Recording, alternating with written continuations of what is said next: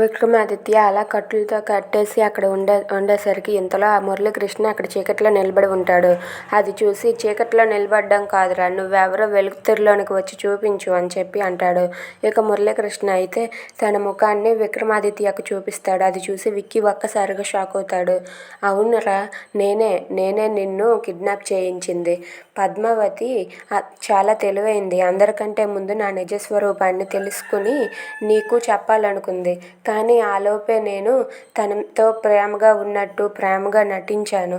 అది నీకు తెలిసేలా చేశాను. అందుకే నువ్వు పద్మావతిని అపార్థం చేసుకునేటట్లు చేశాను అని చెప్పి అంటూ ఉంటాడు. అది విన్న విక్కీ అయితే ఒక్కసారిగా షాక్ అవుతాడు. ఇక నిన్ను ఇప్పుడు చంపేసి పద్మావతిని నా సొంతం చేసుకుంటానురా అని చెప్పి మురళీకృష్ణ అంటూ ఉంటాడు. అది విన్న విక్కీ అయితే నువ్వు నన్ను చంపడం కాదురా, నేనే నిన్ను చంపేసి మా ప్రేమకు పునాది వేస్తాను అని చెప్పి విక్కీ కట్లు తెంచుకొని మురళీకృష్ణని కొడుతూ ఉంటాడు. ఇంతలో పద్మావతి అయితే వీళ్ళెక్కడ ఉన్నారు ఏంటి అని చెప్పి వెతుకుతూ వస్తూ ఉంటుంది. Thanks for watching friends. Please subscribe.